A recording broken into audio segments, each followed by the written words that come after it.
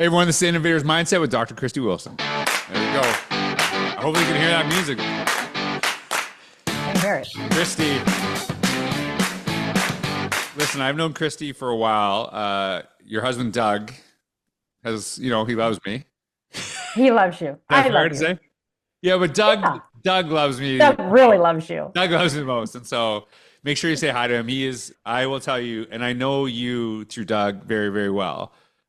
Doug is one of the nicest people to me I've ever met in my life. So he is like single-handedly. Well, he's really nice to me too, George. I guess that's fair. But he is like super, I bet he's a little nicer to me for some reason. He loves me, this guy. I love Doug. He's Doug's great. like the sole reason I've been to Arizona as many times as I have. So I like really appreciate him. And, and then through him, I met you and you're absolutely amazing. So I am really excited to have you on the podcast. And your family has done so much for me. So I just really, really appreciate you. But Doug does love me the most. I'm going to have to run that by him and see. Okay. Well, okay. So Kristi is actually a former superintendent, and she actually has a new book out right now, On Fire, Under Fire, or Fired, which doesn't seem relevant at all. Right? Nope. No It happens every superintendent. day. Everyone's just having a good time being superintendent. So I saw the book. I was like, hey, I got to have you on the podcast. I'd love to hear about it. And you did write this with Susan Enfield, who I think is is it Washington State area? Is that correct? She is. Yep. Yeah. Dr. Enfield and I, colleagues for many, many years, and she's in the Washington State area. She sends her regards and apologizes for not being able Well, to that's share okay. this Well, today. I would love to have Dr. Enfield on the podcast in the future as well. So tell us, before we even get into the book, tell us a little bit about what you do today, and how you got there, maybe a little bit about your role as superintendent. All right. Well, thanks so much for the opportunity to be here, George. We do love you, Doug and This I. is not an opportunity We for you. do. This is an opportunity for me. I love seeing you. All right. It's Well, an opportunity for me. I love seeing you. so I served as superintendent in Buckeye Elementary School District for just a little over 10 years, about 11 years to be exact. And prior to that, I was an assistant superintendent there. So total of about 13 years in Arizona. And before that, I was in Oregon and was an administrator, a variety of roles, including principal, and I was a director of student services, and very traditional role, finding my way into the superintendency. Completed almost 30 years as an educator, as a teacher, very just committed to serving in the role of just a servant leader, just all the way through. Now, coming upon almost 2 years removed from the superintendent role, I find myself just giving back in a lot of ways, mentoring aspiring superintendents. There are some that still want to become superintendent. And I'm doing doing some work in the state of Arizona with school improvement. There's a project in Arizona that is really primarily focused on improving outcomes for students in districts that are underperforming. So working in that capacity. And then I'm a senior advisor for a couple of companies who Doug and I both had the privilege of having companies that really were solution partners in our districts that were they really did good work with our districts. So I'm advising them and making sure that they can provide opportunities for school districts to continue the good work and that kind of thing. So and then Susan and I we got together and said, we both led during COVID as superintendents, obviously led before COVID, Right. during COVID, and a little bit after COVID, and decided that the story of what superintendents did to make sure that communities, particularly superintendents, were able to thrive. That story needed to be memorialized, the historical aspects, and so we decided to write the book. Yeah, and it's actually interesting because you said something. I don't know if I totally agree with you, and this is what I mean by this. There's a lot of superintendents who quit in 2020 and a lot of superintendents who started in 2020. I would actually love to know what the turnover was for that year specifically, right? It was like some people were like, yeah, it's time to retire. And it's like a lot of people were new there, right? And so there's I don't want to say very few, but there wasn't as many as typical, I would think, that would actually were there before, during, as well as after. And I don't know Yeah. if you saw that as well. This is something, and I don't, you know this obviously way better than I do, doing your work with superintendents across the country. I know you do a lot of work with AASA, or you have at least in the past. Is there like we always hear about the teacher crisis and a little bit of the principal. Is there a superintendency crisis right now as well? Like, do you find that Yeah. just do not want to do this role? Yeah. So there's a lot to unpack there, George. Yeah. So the first thing you started out with Yeah. is, how many superintendents really started in 2020, right? Yeah. And then, left or still remain. Yeah. And one thing I will let your listeners know is AASA does a decennial study. And there's a lot of information in that study. They do it, I think, obviously every 10 years. And so there's some information in terms of who starts, who quits, who gets forced out, all of that stuff. Right.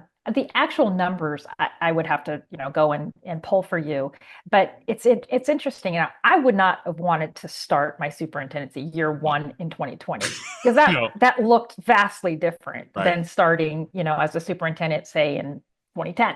Mhm.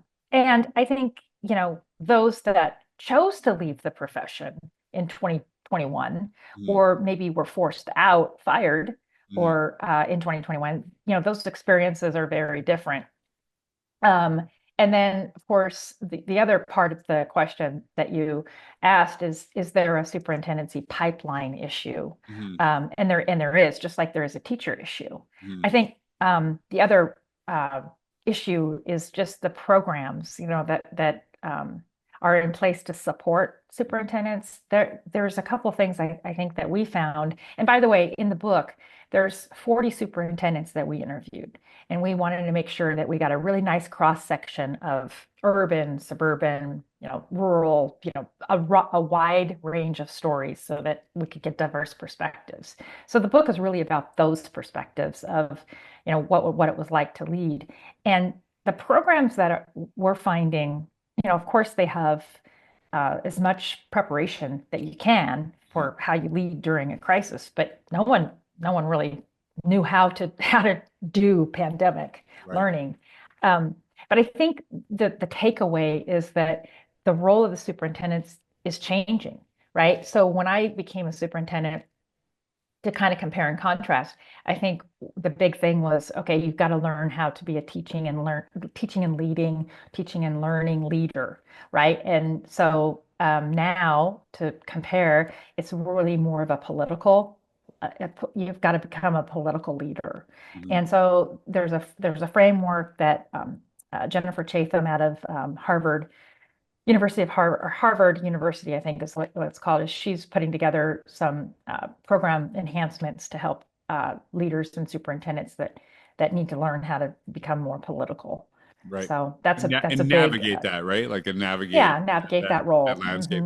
So yeah, and that you can do both. You had mentioned it was interesting because I had spoke at several school districts in like between 2021 and 2022, and it was in person. And for some of the superintendents, it was the first time that they had seen their entire staff in person, right? Like they had, they had connected on Zoom. They might have been familiar with them on Zoom. But they actually, it was like, even though they had been there for a year and a half, even 2 years, nobody actually had saw them in person. It was like a very strange time. So let's say someone's listening right now, and I promise you there is someone who's kind of debating, like, is this something I would like to do? Would I like to be a superintendent? Do I want to kind of pursue this? Yeah. What advice would you give to them? If they're this is something that they're interested in, pursuing. Well, I think first of all, talk to people who have become or are superintendents, and talk to them about their experience. Right? I think there's this notion that superintendents are scary people. They're not approachable. So my first advice to someone that's considering it is to talk to somebody and find out what the experience is like. right? And then, have eyes open about the good, the bad, and the ugly part of being a superintendent.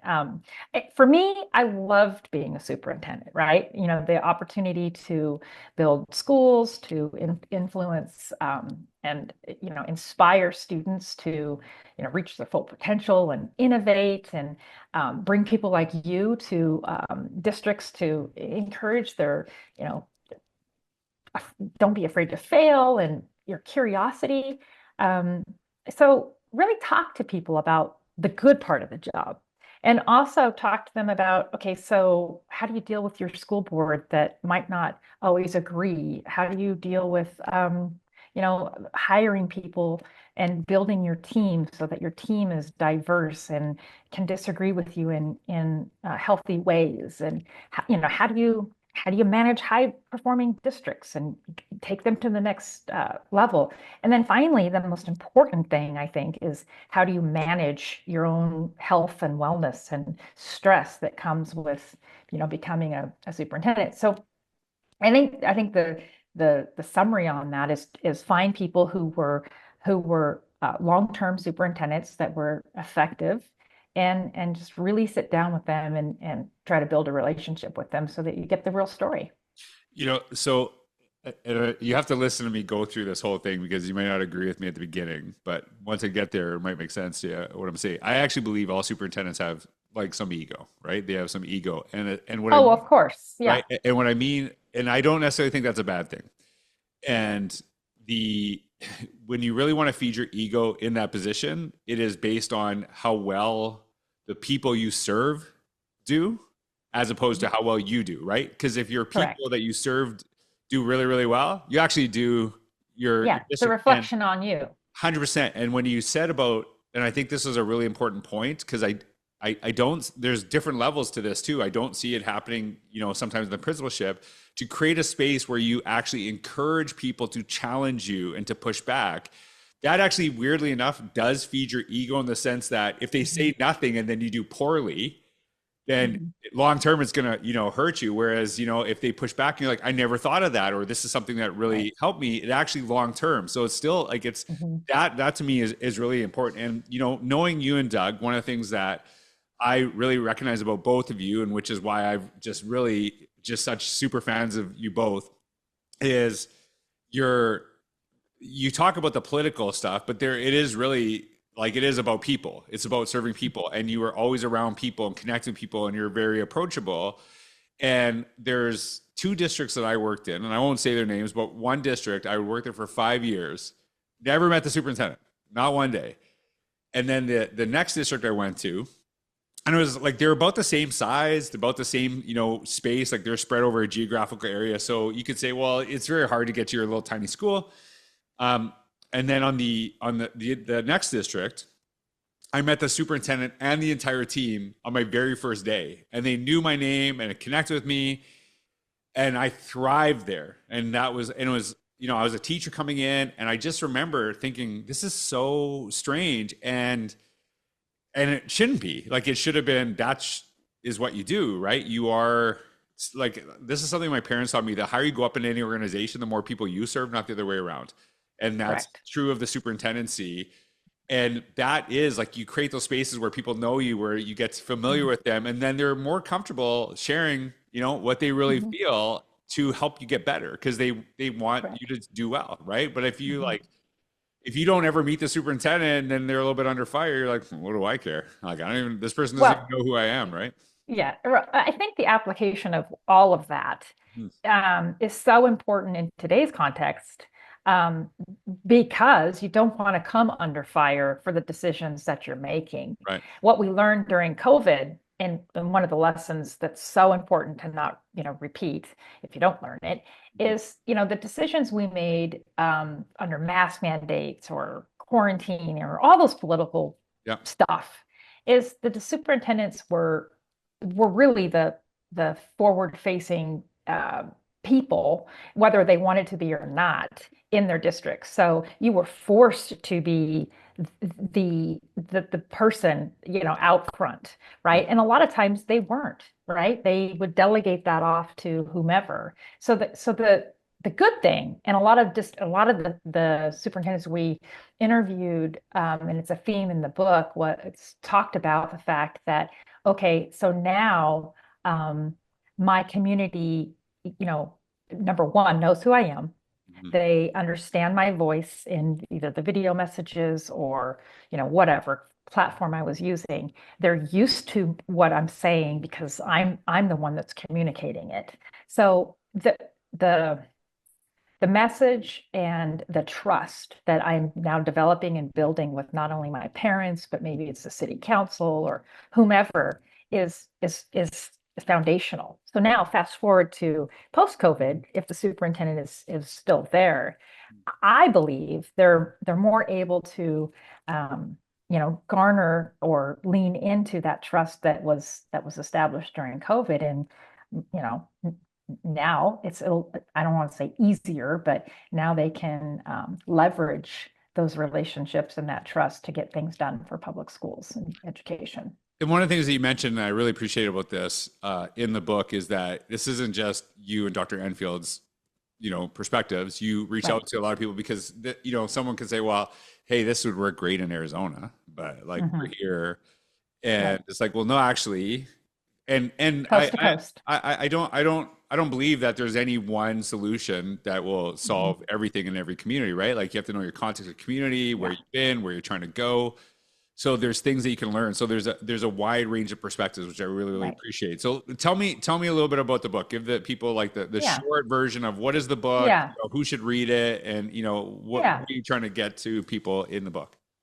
Yeah. So again, it wasn't just Dr. Enfield, Dr. Wilson's perspective. We were really, we're not the the people who have all the answers. So from coast to coast, big, little, all kinds of diverse perspectives. People who, like in Arizona, our schools were open. Mhm. In Washington State, their schools were closed. Right. So the the idea of really taking historical perspective and account of what happened. And, my job as a co-author, I felt, was to really, make sure that somebody that was not in the education world could pick up this book and say, I want to know from a superintendent, like the person that was in charge, what happened.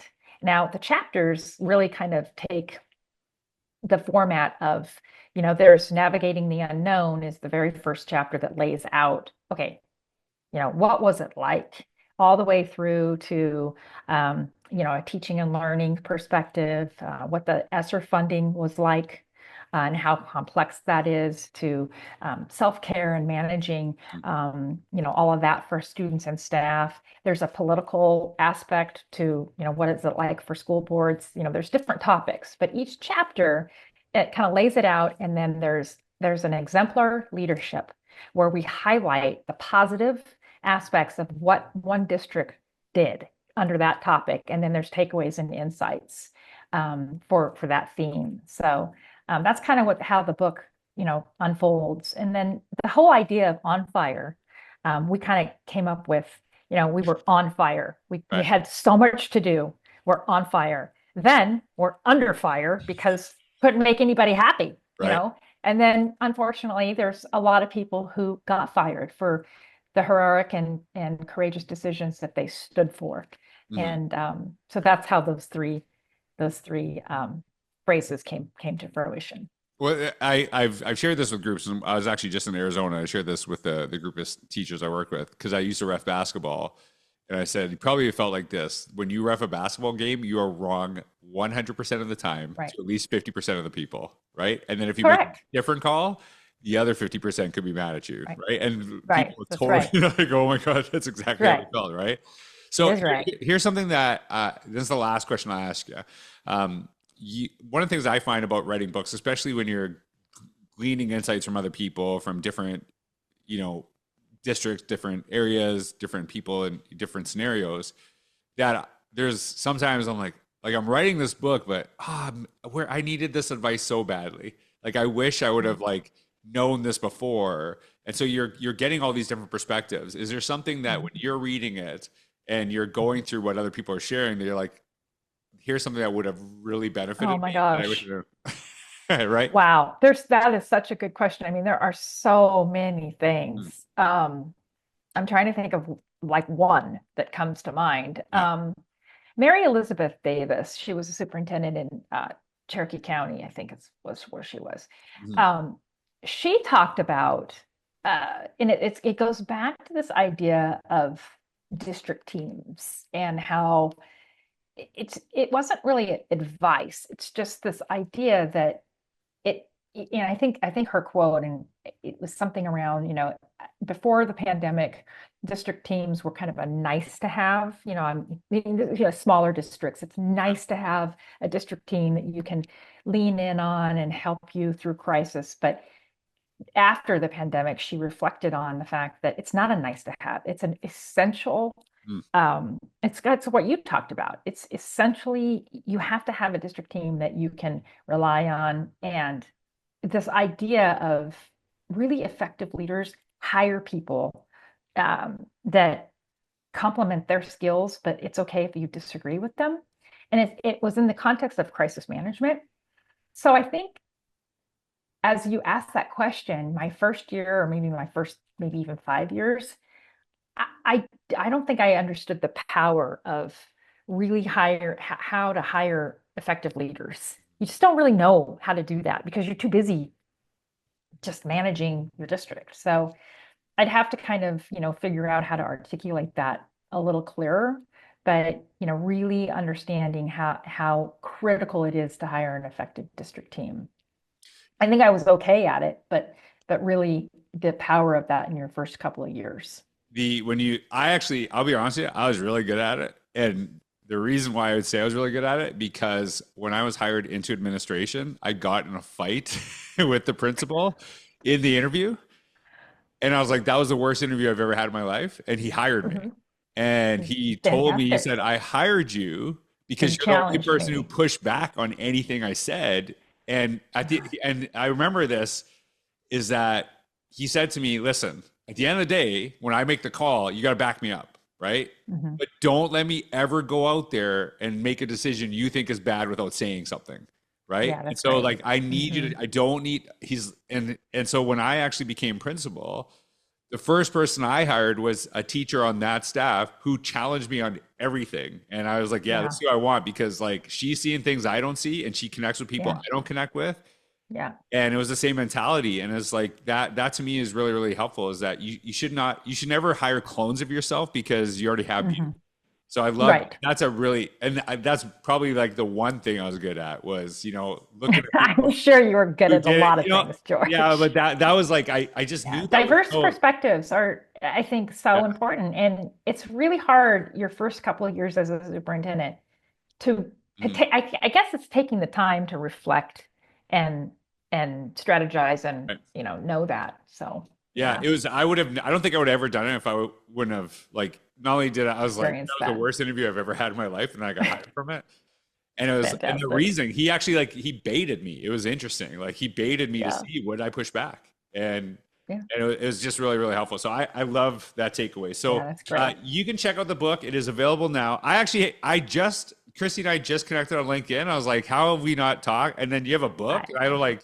Not even, no one's messaging me anymore. Doug's not checking I in on don't, me. So I was like, okay, I'm I'm gonna going to tell Doug. I'm going to you tell him. definitely should. Okay, and so On Fire, Under Fire, or Fired is available now. You can see the link down below. So, Kristi, thanks so much for being on. Congratulations to you and Thanks, Dr. George. Enfield on the book. So, I hope it does really, really well, because I know you have such a great perspective on leadership, and so many people could benefit from you. So, thanks everyone for listening. Dr. Wilson, thank you so much for being on. Have a wonderful day. Thank you so much, George.